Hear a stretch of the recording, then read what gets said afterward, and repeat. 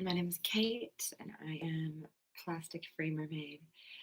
I am coming to you live from Hawaii, Big Island. I've been living here on an eco village, kind of like a hippie commune, and we study permaculture and Tantra. What is Tantra? So, Tantra has a bit of a reputation at the moment. Um, and I've been studying this now, and so I'm able to speak from a bit of experience and understanding that there are, I guess, two types of Tantra uh, that people are familiar with. One is Neo Tantra. This is a Western interpretation of Tantra that uses sex as pleasure. And then there's classical Tantra, which is often described by many practitioners and facilitators and teachers as everything, which it doesn't really help us understand it. But that was the common definition that I got from many people, which is interesting. But really, what that means is just it's coming back to awareness, coming back to breath, and clearing out all of the bullshit to be able to live a full, rich, beautiful life with intention. And I just cried a lot, clearing out a lot of my bullshit because there's a lot of trauma in all of us, conditioning from just the way that we are brought up. No matter what country and culture we're from, we have programming that we need to unprogram. No matter what gender, race, religion, there's work to be done. But why is this relevant? You likely follow me because I'm zero waste. I'm plastic free. I've got tips and recipes, and I like to share how to be an activist and how to be a change maker in this world that needs us and needs our attention. Um, and I suppose this is exactly that's why I'm sharing this today. It's why I've stumbled upon accidentally, thanks universe, stumbled upon, found myself living at a tantric eco village of all places. Um, to me, there's a reason why people reach for plastic, um, where they buy plastic and just consume stuff. Um, there's a reason why people are alone and not a part of a community, why they're indoors instead of outside dancing in nature. It's disconnection. And the more I feel into this and try to um, articulate how to approach quitting plastics or teaching or really influencing great change for this planet to help us all, help humanity.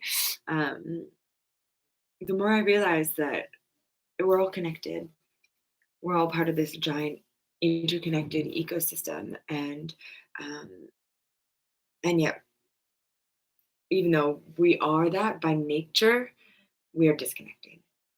Humans are just as disconnected from the environment as they are, as we are from our bodies and our senses. We've been conditioned to be numb. We've been conditioned to buy and consume and follow this rat race, and that's the programming that we need to undo and that we need to heal from all the wounds from someone else's idea or someone else's convincing us of how we're supposed to exist. Um, and that's why Tantra is beautiful and appealing to me. It's because it teaches us how to come back. This is something I've been doing for years, but also trying to figure out how to teach this and explain this and invite other people to join. Um, and it's such a relief that there's already, I mean, there's a lot of practices out there that support people to come back to their nature, to come back to their breath, come back to their body. Um, but now I have vocabulary. Now I have teachers that I can study with instead of just being a channel and trying to like, what is this stuff? Come on a mermaid retreat. Let's connect back to ocean, to the water element, to breath. Let's move. Let's meditate. Okay, feeling connected. Okay, now what do we do? Listen for the guidance. Go heal the world. Do anything. Whatever you feel called to. Whatever your passion is. Go.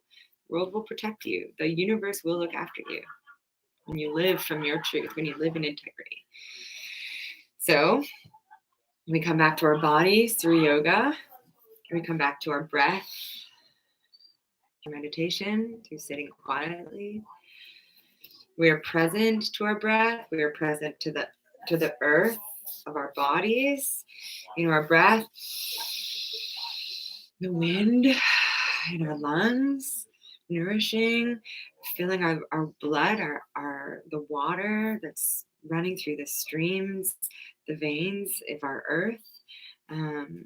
We cultivate a deeper gratitude and love and appreciation for nature as we remember our nature, our likeness to nature. And the more aware we are, the more in touch and the more connected. The more we're breathing, the softer we are, the more slow we're going, the more we notice the birds, we smell the roses, the more poetic, the more romantic. That is nature. It's where the inspiration comes from.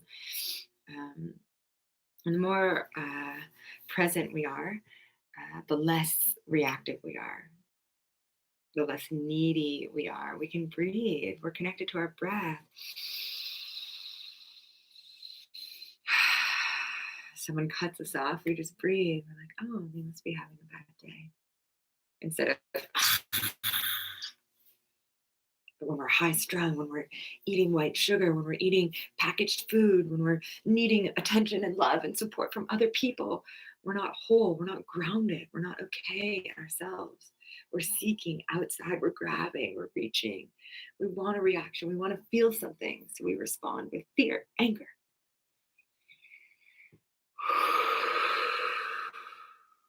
The more connected to our breath, the more connected to our body, the more connected we are to nature, the less likely we are to consume, to isolate ourselves, and to degrade the planet. So, I've never actually even experienced the real sensation or the actual state of hunger, like real hunger. Like we're like, ooh, I'm hungry. I just did a big workout. I'm hungry. But 2 days without food. Yet we are constantly taking time to satisfy that need for sustenance, over satisfy, overindulging. Why? And what about connection with other people? Many of us are too afraid to admit our fear of abandonment or rejection or being alone. So we don't even try to connect. Or we come from a place of need instead of clear energy. Hi, great to meet you. I'm Kate. We're like, hi. That's not sexy. That's needing outside of self. We are the divine. Each of us, all this concept of oneness. Yeah. If we are all the divine, if we are all one, we have everything we already need inside, right here. It's all there. We just need to turn around and see it and feel it and visualize it and take the time to honor that and take the time to honor the pain and work through the wounds and reactivate the goodness and reactivate the love and the joy within so that we can approach relationships, approach connection from a clear place, satisfied and whole within oneself, seeking connection for pleasure and joy and celebration for both participants. And that takes acknowledging our desires. Instead of hiding that like we're taught, repressing any desire, to sing, to dance, to yell, to laugh, to jump on a table, to have sex. Yes, that's included.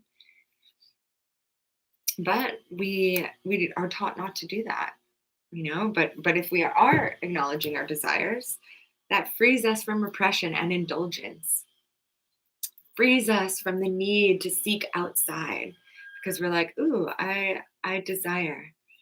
And desires are not necessarily sexual. That's another symptom of our collective repression, that we're so quick to judge sexuality. Taboo. Ooh, don't talk about that. That makes me uncomfortable. Hi, it's natural, but it doesn't need to be the focus. We desire to dance, desire to sing, desire to brush a friend's hair, get a massage, to cry, to scream in the woods. To dive under a wave and just let the ocean hold. And when we acknowledge our truth, when we acknowledge our desires, we see it. We are like, oh yeah, I desire that. We own it. And we are more free because we're not suppressing it and we're not consumed by this desire. Maybe it is to connect with another person. I really desire to be held or desire intimate touch. I really desire that. But if we suppress it and put it down and say, no, that's inappropriate. I don't deserve it. I don't deserve love. Or I'll be hurt. I'll be rejected. It consumes us. It eats away at us, gnawing at our heart, at our energy. And then we do, if someone is like, ooh, would you like a hug? We're like, yes. And so the less fear, the less emotional charge. The more we can acknowledge our truth, the more we are free. And we are no longer consumed by the desire, and we can choose consciously how to act. And the more we express our desires and the more we honor our truth, honor the fears there as well. We just are present. Again, Tantra, being aware, being present to what is right now. What am I experiencing right now? I'm like still a little emotional from going through my bullshit earlier today, from this practice of emotional release. I'm feeling that still. I'm present to that, but I'm also feeling really connected to myself, to my breath, to my past trauma, to the emotion in myself. But what is emotion? Energy in motion. I'm moving stuff. I'm breathing, dancing, crying, I'm laughing out of joy of having released it, of having felt that, of acknowledging it. And now I have space. Now I have space for connection because I don't need anything. I don't need someone else to hold me for me to feel good because I've worked through that stuff on my own.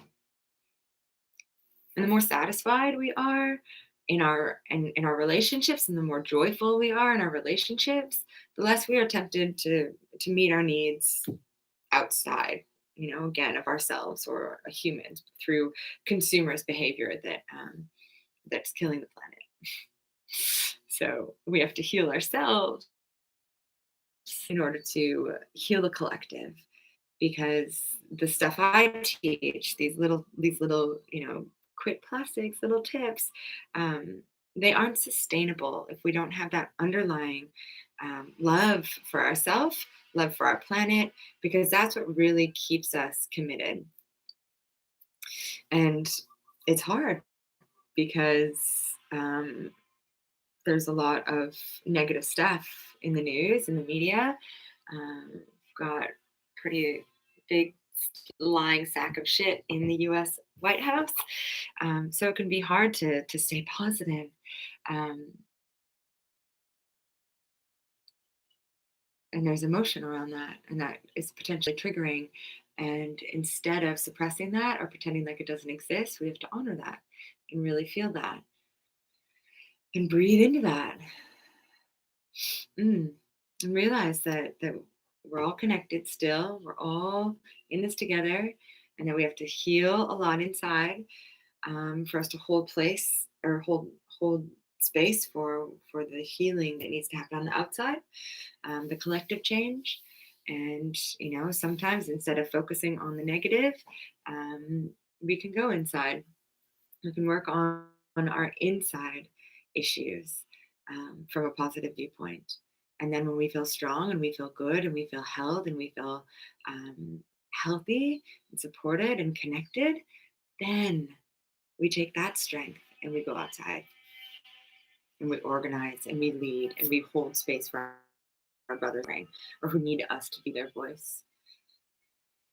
But if we just go out right now because we're full of anger or rage, because we're upset and we know this needs to change right now because it's urgent, yeah, people will look and listen, but that's not sustainable because we'll be consumed by that desire for change. And we need to work through that. And that's why community is important. And that's why breathing is important and moving our body. So as activists, as environmentalists, as human beings, all human beings are environmentalists because we all are partly breathe air, water that falls from the sky. Yeah, so all of us, we need to create these little morning routines, these self-love rituals to take care of ourselves because we're all becoming activists, having to stand up for what we believe in, having to defend our home, having to defend our air and our water and the soil, clean soil to grow our food in. So as we all become activists, it's really important to make sure that we're tending the internal garden. We're cultivating the strength within, that we're coming from a place of love and not anger and reaction, because that's easy for someone to take you down. It's easy for someone to cut your legs out because they see your triggers. They're like, I'm going to press that button. But not when you're coming from a place of really grounded, solid love. When you're coming from a place of deep connection to nature, to yourself, to each other, coming from a place of compassion and empathy, saying, I know, it must be really hard, wanting so much, needing so much, needing to buy and take. You want it all. It must be really hard. It must feel, empty. There's wounds in there that you're trying to satisfy and fill. I can help you with that. Let's breathe. Take a deep breath.